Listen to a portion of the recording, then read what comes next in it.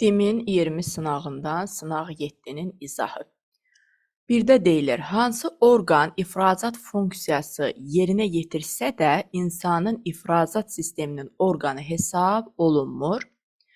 Bu hansı olacaq? Ümumiyyətlə, gəlin bir xatırlayaq. İfrazat funksiyasını yerinə yetirən orqanlar hansılar idi? Ağciyərlər, qaraciyər, tər vəziləri, bağırsaq, bir də böyrəklər.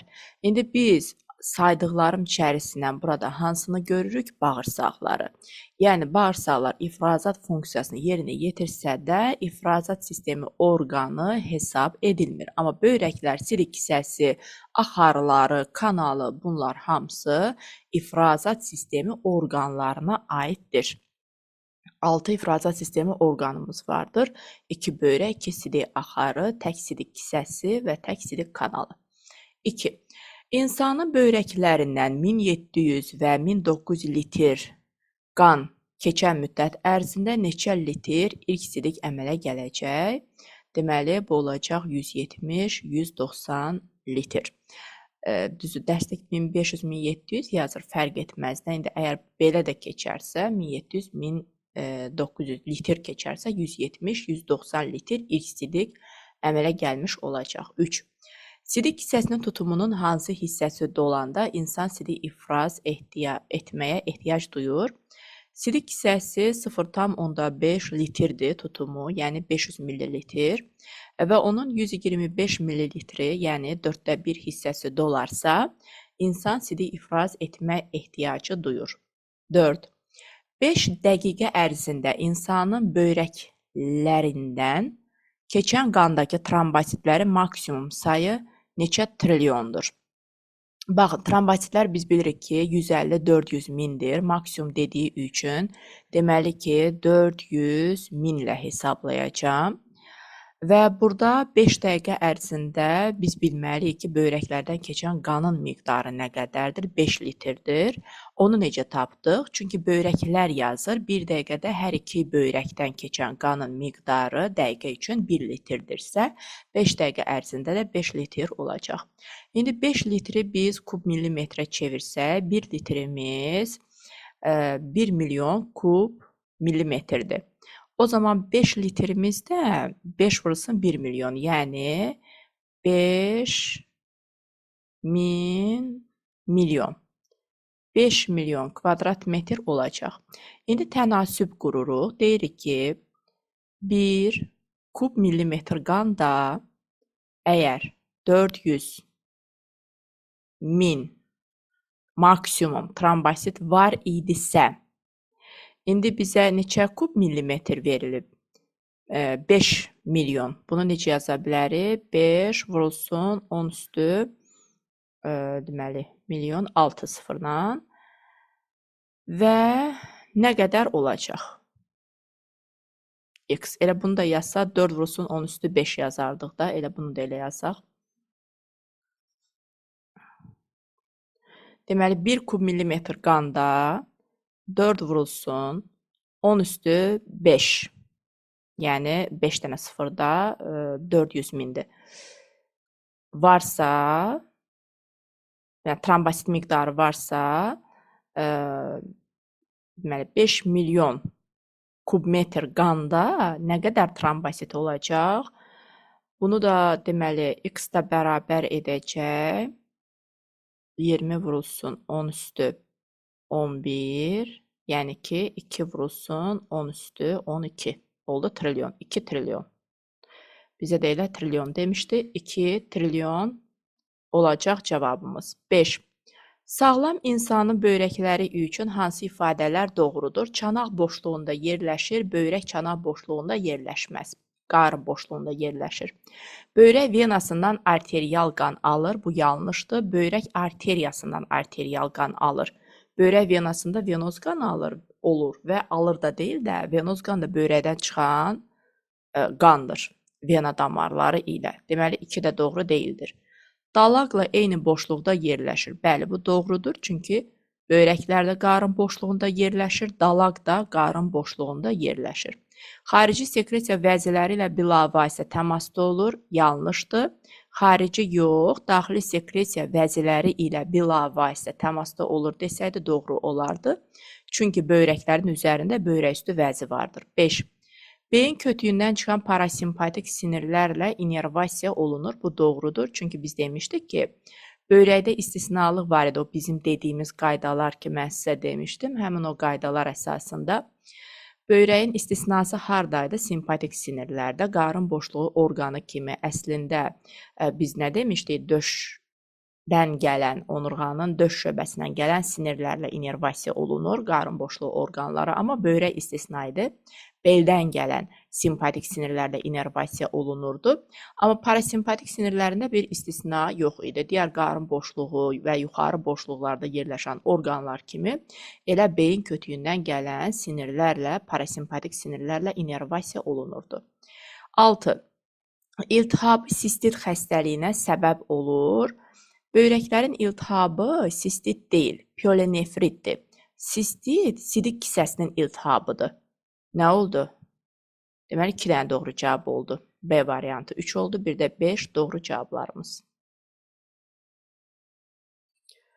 6. Sxemə əsasən doğru ifadələri müəyyən edin. Sarı cisimlə bağlı ifadələr verilmişdir. Bunlardan hansı doğrudur, onu müəyyənləşdirməliyik. Müvəqqəti xarici sekresiya vəzisi rolu. Bu doğru deyil. Çünki sarı cisimdə xarici yox, müvəqqəti daxili sekresiya vəzisi rolu var. Qarın boşluğunda yerləşən orqanda əmələ gəlir. Bu da yanlışdır. Çünki sarı cisim yumurtalıqda əmələ gəlir. Yumurtalıq da qarın boşluğunda deyil, çanaq boşluğunda yerləşən bir orqandır. Deməli, 2 də doğru deyil. 3. Aybaşı siklinin 3-cü fazasında hormon ifraz edir. Bu doğrudur. Aybaşı sikli 3 fazadan ibarətdir.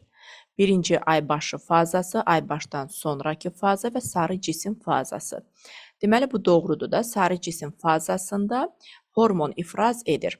Axacaqları yoxdur. Bu da doğru fikirdir. Çünki sarı cisimdə axacaqlar yoxdur. Hormon ifraz edir. Müvəqqəti daxili sekresiya vəzi rolunu oynayırsa, zaten axacaq daxili sekresiya vəziləri üçün xarakterik deyil. Yəni, olmayacaq. 3 doğru, 4 doğru. Nə oldu? Cavab Y variantı doğru. 7. Euler-Venn diaqramına uyğun bəndləri müəyyən edin. Spermatozoid və yumurta hüceyrənin ortaq və fərqli xüsusiyyətlərini müəyyənləşdirməliyik. Azalma yolu ilə formalaşmışdır. Bu, hər ikisi üçün ortaqdır. Çünki azalma nə deməkdir? Meyoz sözünün mənasıdır da azalma. Hər ikisi meyoz nəticəsinə əmələ gəlir. Çanaq boşluğunda yerləşən orqanda əmələ gəlir. Bu, olacaq yumurtalıq. Nəyə görə? Çünki spermatozoid toxumluqlarda əmələ gəlir. Toxumluqlar da çanaq boşluğunda yerləşmir. Bədəndən kənarda yerləşir. Amma yumurtalıqlar çanaq boşluğunda yerləşir. 3. Bədən boşluğunda kənarda yerləşən orqanda əmələ gəlir. Bu, artıq spermatozoida aiddir. Çünki toxumluqlarda əmələ gəlirlər və toxumluqlar da bədən boşluğundan kənarda yerləşir. 4. Aktiv hərəkətə malik deyil. Hansı aktiv hərəkətə malik deyil? Yumurta hüceyrə. Spermatozoidin qamçısı olduğu üçün aktiv hərəkətə malikdir. Deməli, 1-ə 3 getdi, 2-də 2, 4 və 3-də də 1. Yəni, cavab A variantı olaraq doğrudur.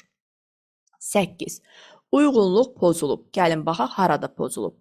Katarakt, billurun bulanmasıdır. Burada bir pozulma yoxdur. Bu doğrudur. Bu doğrudur. Otoskleroz eşitmə sümüklərinin, eşitmə sümükcüyünün, yəni üzənginin böyüməsi və ya kirəcləşməsidir. Doğrudur. Sistit böyrəklərin iltihabıdır. Baxın, bu yanlışdır. Sistit sidik kisəsinin iltihabıdır. Böyrəklərin iltihabı isə pielonefritdir. Yəni, hər ikisi yanlışdır da. Sistit sidik kisəsi olmalı idi. Pielonefrit də böyrək olmalı idi. Deməli, 3 yanlış, 4 yanlış. A variantı bizim üçün testimizin cavabı. 9.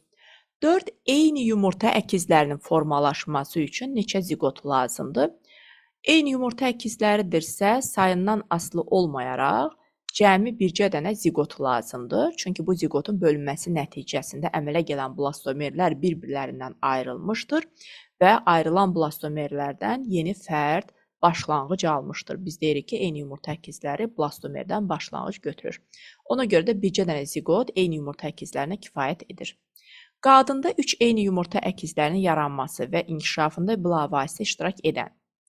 Deməli, 3 eyni yumurta əkizi deyirsə, ziqot sayı nə qədər olacaq? Elə 1 dənə, çünki eyni yumurta əkizləridir bunlar. Göbək ciyələrinin sayı hər bir əkizin özünün göbək ciyəsi mütləq şəkildə olmalıdır. Onda Z-in qiyməti 3 olacaq. Çünki 3 dənə əkizimiz var, hər birinin özünün göbək ciyəsi olmalıdır. Amma eyni yumurta əkizləri olduqları üçün bir dənə ciftə malikdirlər. Cift sayı 1, ziqot sayı 1, göbək ciyəsi sayı isə uşağın sayına bərabərdir. Cift sayı ziqot sayına, göbək ciyəsi sayı isə uşağın sayına bərabər olacaq. Toplayacağımız zaman da edəcək 5, yəni C variantı. 11. İnsan dərisi qəbul etmir. Baxaq ki, nəyi qəbul etmir? Soyuğu qəbul edirmi? Bəli, termoreseptorlar var, soyuğu qəbul edir. Təzyiqi qəbul edir, baroreseptorlar var. Ağrı toxunmanı qəbul edir, mexanoreseptorlar var. Dadı qəbul edirmi? Etmir, amma dilin üzərində olan dəridəki reseptorlarda dad reseptorları var. Yəni dilin üzərində, dərimizdə yox da. Dəridə insan dərisi dadı qəbul etmir, amma dilin üzərində dad reseptorları var. Dəridə yoxdur. 12. Hansı ifadə doğru deyil? A. Gözü hərəkət etdirən əzələlər gözün köməkçi aparatına aiddir. Bu fikir doğrudur. Bizə nə lazımdır? Doğru olmayan. B. Buynuz qişa, ağlı qişanın öndən davamı olub şəffafdır. Fikir olaraq doğrudur. Yaxından görmə zamanı yaxındakı əşyanın xəyalı torlu qişadan öndə alınır. Fikir yanlışdır. Çünki nəyə görə yanlışdır? Yaxından görürsə bu insan, mən sizə dərs vaxtı bunu qeyd etmişdim ki, əgər insan yaxını görürsə, deməli yaxındakı əşyanın xəyalı torlu qişəyə düşür ki, onu görür də. Torlu qişəyə düşmədiyi əşyanı görə bilmir. Xəyal torlu qişədə alınırsa, deməli onu görür. Bu zaten yaxından görə bilir. Yaxından görmədir. Yaxını görə bilirsə, o zaman torlu qişəyə düşəcək. Amma desəydi ki, yaxından görmə zamanı uzaqdakı əşyanın xəyalı, onda deyərdik ki, yaxından görürsə, alması uzundur, uzaqdakı əşyanın xəyalı öndə alınacaq. Yəni ona görə görürsünüz, bu yaxından görmə zamanı uzaqdakı əşyanın xəyalına aid olan bir variantdır. Ona görə diqqət edəcəksiniz. D. Uzaqdan görmə zamanı yaxındakı əşyanın xəyalı torlu qişadan arxada alınır. Bu doğrudur. Çünki uzağı görür. Bax, bu insanda da uzaqdakı əşyanın xəyalı torlu qişada alınır. Amma yaxındakı əşyanın xəyalı torlu qişadan arxada alınır. Y. Yaxından görmə zamanı uzaqdakı əşyanın xəyalı torlu qişadan öndə alınır. Yaxından görmə zamanı, bir dəqiqə, bu yaxını görürsə insan, uzaqdakı əşyanın xəyalı torlu qişadan öndə alınır. Bəli, bu da doğrudur. Yalnız C variantı yanlış oldu. 13. İnsanda yaxşı inkişaf etmiş göz qapaqlarının sayı. Deməli, göz qapaqlarının sayı deyirsə, insanda 4 dənə göz qapağı var. Rudimentləri saymırıq, çünki yaxşı inkişaf etmiş deyir. Yarım dairəvi kanalların sayı nə qədərdir? 6-dır, çünki hər daxili qulaqda 3 yarım dairəvi kanal vardır. 2 daxili qulaq olduğu üçün toplam 6 yarım dairəvi kanal vardır. X və Y-i cəmləyəcəyimiz zaman isə cavabımız edir 10, yəni B variantı. 14. İnsan gözünün köməkçi aparatına aid deyil. Kirpiklər aiddir, qaşlar aiddir, göz qapaqları aiddir, göz yaşı vəzləri aiddir. Amma çöpçüklər, hətta burada kolbacıqlar da olsaydı aid olmayacaqdı. Çünki göz almasının içərisində torlu qişada yerləşir. 15. İnsan orqanizmində sayı 2-dən çoxdur. Oval pəncərə sayı 2 dənədir. Yarım dairəvi kanalların sayı 6 dənədir. Deməli ki, elə cavab yarım dairəvi kanallar olacaq. Bir qulaqda, daxili qulaqda yarım dairəvi kanallar 3-dür, amma 2 qulağımız olduğu üçün toplam 6-dır. Çəkic sümüyü sayı 2-dir, dairəvi kisəciyin sayı 2-dir, üzəngi sümüyünün də sayı 2-dir. 16. İnsanın dərisində əzələ toxuması qruplarının və növlərinin nisbəti. Baxın, insan dərisində biz demişdik ki, insan dərisi 3 qatdan ibarətdir. Xarici hissə epidermisdir, çox qatlı epitelidir. Orta hissə dermadır, birləşdiricidir. Daxili hissə isə dəraltı pi qatıdır, o da birləşdiricidir. Deməli, belə baxırıq ki, əzələ toxuması qruplarından yalnız və yalnız dermada biz saya əzələni görə bilərik. Başqa bir əzələ, yəni əzələ toxunma qrupunun 3 dənə növü vardır. Ürək əzələsi, skelet əzələsi enə zolaqlıdır bunlar, bir də saya əzələsi. Cəmi bircə dənə saya əzələ olduğu üçün qrup 1 dənə, zaten əzələ toxuma qrupu 1 dənədir, növ 3 dənədir. Amma dəridə cəmi bir növ iştirak edir də saya əzələ. Ona görə də 1-in 1-ə nisbəti olaraq götürürük. Cavab Y variantı. 17. Hansı ifadə doğru deyil? İnsan dərisinin epidermisi çoxqatlı epitelidən təşkil olunmuşdur. Bu doğrudur. İnsan dərisində xarici sekresiya vəziləri epidermisdə yerləşir. Bu yanlışdır. Çünki xarici sekresiya vəzilərindən tər vəziləri vardır. O da epidermisdə deyil, dermada yerləşir. Ona görə B variantı yanlışdır. C. Dəraltı pi qatı əsasən birləşdirici toxumadan əmələ gəlir. Fikir doğrudur. D. Dərinin üst hissəsində melanin pigmenti sintez olunur epidermisdə. Bu da fikir olaraq doğrudur. Y. İşıqda dərinin sintetik funksiyası güclənir. Bəli, çünki D vitaminin əmələ gəlməsi sürətlənir. 18. Doğru ifadələri müəyyən edin. Şərtsiz reflekslərə bağlı. Baxın, burada əsas məsələ, bu testlər biraz çaşdırıcı olur. Nəyə görə? Minus qoyulursa, verilmiş fikir səhvdir deməli. Əgər həqiqətən də verilmiş fikir səhvdirsə, deməli ki, onu biz doğru olaraq götürürük. Plus qoyulduğu hissədə isə verilmiş fikir düz olmalıdır ki, biz onu götürək. İndi başlayaq testimizə. Şərtsiz reflekslərlə bağlı birdə deyilir. Y hansı ki inkar edilmiş bir fikirdir. İrsən nəslə ötürülür. Şərtsiz reflekslər irsən nəslə ötürülür. Amma deyir ki, Y deyir ki, bu fikir yanlışdır. Fikir yanlış deyil axı. Ona görə bu doğru olmadı. Çünki bura plus qoysaydı mən bunu doğru olaraq götürərdim. İrsən şərtsiz reflekslər nəslə ötürülür. Amma testdə minus qoymaqla ötürülmür deməyə çalışır. 2. X, yəni bura plus qoyulub X-da, mərkəzləri onurğa beynidir. Yəni şərtsiz reflekslərin mərkəzləri onurğa beynində və beyin kötüyündə yerləşə bilər. Və təsdiq edilmiş bir fikir olduğu üçün bəli, bu doğrudur. Həqiqətən də şərtsiz reflekslər demişdi ki, mərkəzləri onurğa beyin və beyin kötüyündə yerləşir. Birə-bir dərslikdə yazılanları bizim üçün qeyd edir. Daha sonra 3-də nə deyir? Z, baxırıq, təsdiq olunmuş bir fikirdir.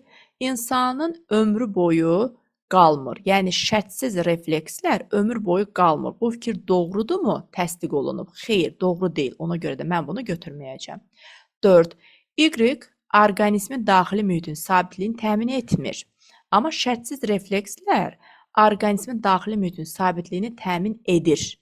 Deməli, fikir yanlışdır. Fikrin yanlış olması doğrudur. Yəni, bu fikir şərtsiz refleksə bağlı yanlış verilmiş fikirdir. Ona görə də mən bunu doğru olaraq götürürəm. 6. Yox, 5 qaldı. 5. K tormozlana bilər. K-da inkar edilir. Şərtsiz reflekslər tormozlana bilər. Amma bunu inkar ediblər, ona görə götürmürəm. Əgər plus qoysaydı, götürərdim. Çünki biz demişdik ki, şərtsiz refleksləri xarici tormozlaya bilərik. Düzdür, daxili tormozlaya bilmərik, amma xarici tormozlaya bilərik. 6. K. Bu reflekslərin 3 növü ayırt edilir. Deməli, K-ya nə qoyub? K minusdur. Deməli ki, bu reflekslərin 3 növü ayırt edilir fikri yanlışdır.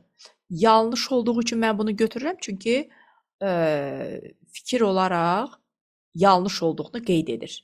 Yəni, həqiqətən də bu refleksləri 3 növü ayırt edilir. Fikir yanlışdır. Yanlış olduğuna görə mənim üçün doğrudur. Biz bilirik ki, şərtsiz refleksləri müdafiə, səmt, cinsiyyət, qidalanma olmaqla qruplaşdırılır. Deməli, 2, 4, 6 D variantı doğrudur. 19. İnsanda müdafiə reflekslərinə aid deyil. Öskürmə müdafiədir, qusma müdafiədir, göz qırpma müdafiədir, asqırma müdafiədir, amma çeynəmə qidalanma ilə əlaqədardır, qida reflekslərinə aiddir. Deməli ki, müdafiə refleksi deyildir. D variantı doğru cavab. 20. Hansı ifadə doğrudur? Obrazlı yaddaş idmançılar arasında yaxşı inkişaf etmişdi. Bu doğrudumu? Xeyr. Çünki idmançılarda hərəkət yaddaşı güclü inkişaf etmişdi. B. Emosional yaddaş gicgah payı ilə emosional yaddaş yox, emosiyalar. Emosiyalar əsasən gicgah payı ilə idarə olunur. Bu yanlışdır, çünki əsasən alın payı ilə idarə olunur demişdik. Mərkəzi alın və gicgah payında yerləşir, qabığın alın və gicgah payında, amma idarə olunması gicgah deyil, əsasən alın payı ilə idarə olunurdu. Deməli, B variantı da doğru deyildir. C. Obrazlı yaddaş hisslərin yaddaşıdır. Hisslərin yaddaşı emosional yaddaşdır, adı üstündə. D. 50 yaşdan sonra yaddaş güclənir. Nə var idi güclənsəydi? Yox, güclənmir. Əksinə zəifləyir. 25 yaşda ən yaxşı olur yaddaş, güclü olur. 50 yaşdan sonra isə zəifləməyə başlayır. Y. Emosiyaların yaranmasında alın və gicgah payları iştirak edir. Bəli, bu fikir doğrudur və əsasən alın payı ilə idarə olunur. Hətta baş beyin şöbələrindən ara beyində emosiyaların yaranmasında iştirak edir. 21. Hansı desibel səviyyəsindən yuxarı səslər insan sağlamlığı üçün təhlükəlidir? Təhlükəli səslər 90 desibeldən yuxarı olanlardır. İnsanın səsi 60 desibeldir. Normal səslər 35-65 desibeldir. 65-90 arası zərərli, 90-dan yuxarı isə artıq təhlükəli səslər sayılır. 22. Stres anlayışını elmə kim gətirmişdir? Kim gətirib? Hans Selye tərəfindən 9-cu sinifdə yazılıb, demişdim ki, buna diqqət edin. Burada Hipokratın adı var, bir çox yerlərdə Hipokrat var. Epidemiologiya elminin banisidir, nə bilim, temperament təliminin banisi olub. Meşnikov var, fagositoz hadisəsini kəşf edib. Landsteiner qan qrupları ilə bağlıdır. Descartes refleks qövsüdür, refleks anlayışıdır. Yəni, stres anlayışını Selye elmə gətirmişdir. 23. Dizenteriya amöbünün sistalarının sayı 64-dür. İnsan orqanizminə düşdükdən sonra biz bu sistalardan əmələ gələn dizenteriya amöblərinin sayı 64 vurulsun 8 ilə hesablayacaqsınız. Nəyə görə 8? Çünki bu, deməli, bu testin əvvəlində epidemiologiya aid olacağı da verilmişdi. Yəni, həm insan, həm də ki, epidemiologiya aid testlərdir. İndi artıq başlayır epidemiologiya aid olan hissə 23-dən sonra. Deməli, nəyə görə 8-ə vururuq? 10-cu sinif epidemiologiya mövzusunda bu artıq var. Amöbün sistası 4 nüvəli olur və insan orqanizmə düşdükdən sonra nüvə qılafı, sistanın qılafı daha doğrusu həll olur və nüvə bölünür, 8 nüvəli bir amöb yaranır və hər nüvədən də bir dənə amöb yaranmış olur. Deməli, 64 vurulsun 8 bərabərdir 512 amöb. 24. Evkaryotların törətdiyi xəstəlikləri müəyyən edin. Gəlin, baxaq. Təbii çiçək viruslar tərəfindən törənir. Evkaryot deyildir. Liambilioz, liambliya tərəfindən törədilir. Bir hüceyrəlidir və evkaryotdur. Sibir yarası prokaryot tərəfindən, yəni bakteriyalar tərəfindən törədilir. Qarın yatalağı yenə bakteriyalar tərəfindən törədilir. Teniarinxoz öküz soliteri tərəfindən törədilir və öküz soliteri evkaryotdur. Leishmanioz, leishmaniya tərəfindən törədilir. O da yenə evkaryot bir canlıdır. Qısacası 2, 5, 6 doğru cavablardır. 25. Hansı ifadələr doğrudur? Bir də deyilir ki, malyariya daşıyıcısının uçuş üçün 2 hərəkət orqanı var. İfadə doğrudurmu? Bəli, doğrudur. Çünki malyariya daşıyıcısı hansı canlıdır? Anafeles cinsindən olan ağcaqanadlardır. 2 qanadlılara aiddir. Bəli, uçuş üçün olan 2 hərəkət orqanı var. 2 qanadlı olduğu üçün. 2. Toksoplazmanın əsas həm də aralıq sahibi açıq qan damar sisteminə malikdir. Bu doğrudurmu? Xeyr, yanlışdır. Hər ikisi qapalı qan damar sistemi olmalı idi. Çünki əsas sahibi pişik kimilərdir, aralıq sahibi isə digər istiqanlı heyvanlardır. Deməli, doğru deyildir. 3. Enterobioz törədicisi geohelmintlərə aiddir. Enterobioz təmas helmintidir. Belə deyək də, enterobiozun törədicisi təmas helmintidir. Çünki uşaq biz quyruğudur. O da geo yox, təmas helmintidir. Geo helmintlər insan askardi və ankilostoma idi. Dəmirovun törədiciləri yalnız viruslardır, göbələklərdə ola bilər. Deməli, təkcə viruslar olması fikri doğru deyildir. 5. Teni-arenxozun törədicisi evkaryotdur. Bəli, öküz soliteridir. Teni-arenxozun törədicisi və o da evkaryotdur. 6. Bakteriyaların həyat fəaliyyəti zamanı buraxdıqları zəhər eksotoksinlər adlanır. Bu da doğru bir fikirdir. Endotoksin nə idi? Məhv olduqdan sonra daxilindən çıxan zəhər idi. Endo daxildən, eksotoksin isə həyat fəaliyyəti zamanı buraxdıqları zəhər idi. Qısacası 1, 5, 6 doğrudur. 26. Açar sözlərdən istifadə edərək mətni tamamlayın. Birə baxırıq. Geohelmint, uşaq biz quyruğu, təmas helminti, insan askaridi, enterobiot, teni-arenxoz. İnsan üçün yoluxucu olan, yetişmiş və ya, baxın, mən dərs vaxtı demişdim ki, buna çox diqqət etməliyik. Çünki belə suallar da düşür. Yetişmiş və ya birbaşa kitabın cümləsidir. Yetişməkdə olan yumurtaların ayrılması hansı qrup üçün səciyyəvi idi? Hansı qrup idi? Geohelmint, təmas helminti, hansı idi bunların içərisində? Təmas helminti idi. Deməli, 3-ü yazırıq. Və insan məişət əşyaları, çiçəklərlə vasitə yoluxur. Hansı xəstənin törədicisi olan xəstəlik olaraq təmas helmintlərinə uşaq biz quyruğu aid edir. Düzdür, uşaq biz quyruğu hansı xəstəliyin törədicisidir? Enterobiozun. Deməli, onda 5 yazırıq. Enterobioz xəstəliyinin törədicisi olan törədici hansıdır? Uşaq biz quyruğudur. Deməli, burada 2 yazırıq. Bu qrupa aiddir. 3, 5, 2 ardıcıllığı üzrə sıralayacaqsınız. 27. Uyğunluğu müəyyən edin. Helmintləri müəyyənləşdiririk. Təmas helminti. Buradan uşaq biz quyruğu təmas helminti olacaq.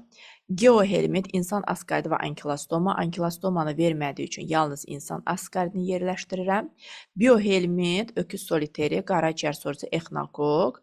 Burada da exnokok yoxdur. Deməli ki, öküz soliteri ilə qaraciyər sorucusunu yerləşdirirəm. Malyariya paraziti isə bunların heç birinə getmir. Ümumiyyətlə, malyariya parazitinin özü helmint deyil, axı o bir hüceyrəlidir. Gəldik situasiyaya. Sizə təqdim olunmuş situasiyanı diqqətlə oxuyun, oxuyaq. 28 və 30 saylı tapşırıqları yerinə yetiririk. Deyilir, doğum evində bir qadın 4 əkiz övladı dünyaya gəlmişdir qadının. Əkizlərin 3-ü qız, biri isə oğlandır. Deməli, oğlanın qızlarla eyni yumurta əkizi olma ehtimalı yoxdur. Amma qızlardan olma ehtimalı var. İndi gəlin, baxaq görək bizə nə məlumat verilir. Deyilir, əkizlərin yaranması zamanı mayalanmada bilavasitə iştirak edən qametlərdə 5Y qız və 1Y cinsiyyət xromosomu olmuşdur. Deməli, bir oğlanın əmələ gəlməsi üçün Y və X cinsiyyət xromosomları bizə lazımdır. Yəni, buradan oğlan əmələ gələcək. Düzdür. Yerdə neçə dənə X cinsiyyət xromosomu qaldı? 4 dənə. Və onlarda birləşəndə bu şəkildə birləşər də. Deməli, nə başa düşürük? Qızlardan biri eyni yumurta əkizlidir. Yəni, ikisi daha doğrusu 3 dənə qızın ikisi eyni yumurta əkizlidir. Biri təkdir. Oğlan da təkdir. Oğlan və bir dənə qız müxtəlif yumurta əkizlərdir. 2 qız isə eyni yumurta əkizlərdir. Toplam 4 dənə əkiz övlad dünyaya gəlib. İndi baxaq, 28-də nə deyilir? Bu uşaqlarda embrional inkişaf zamanı neçə dənə cift? Cift nə demişdik?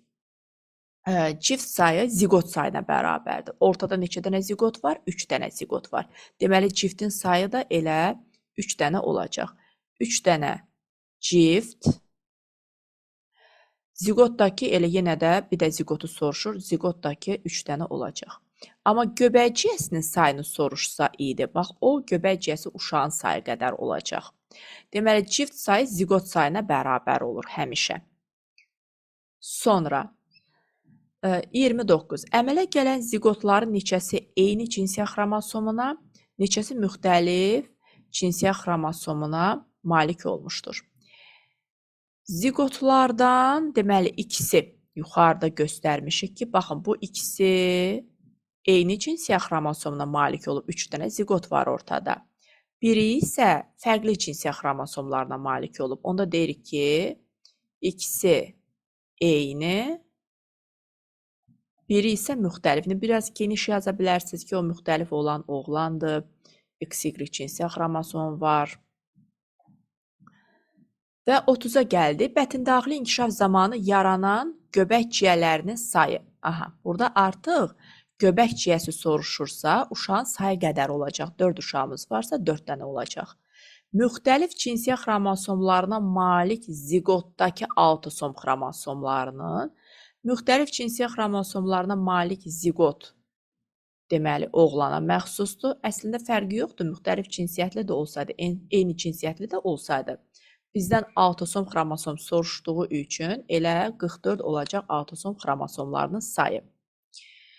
İndi deyir ki, məsələn, bu müxtəlif cinsiyyətlidə bizdən soruşa bilərdi ki, xromosom müxtəlifliyi, xromosom müxtəlifliyi və homoloji xromosom sayı ümumi ziqot üçün, onda o fərqli olardı. Amma burada autosom deyir də, nə fərqi var bu müxtəlif cinsiyyətli də olsa, eyni cinsiyyətli də olsa, xromosomlar, cinsiyyət xromosomları, sonucda 44 dənə autosom xromosom olacaqdır. Neçə dəfə azdır? Yəni 44-ü bölürsüz 4-ə, o da edir 11.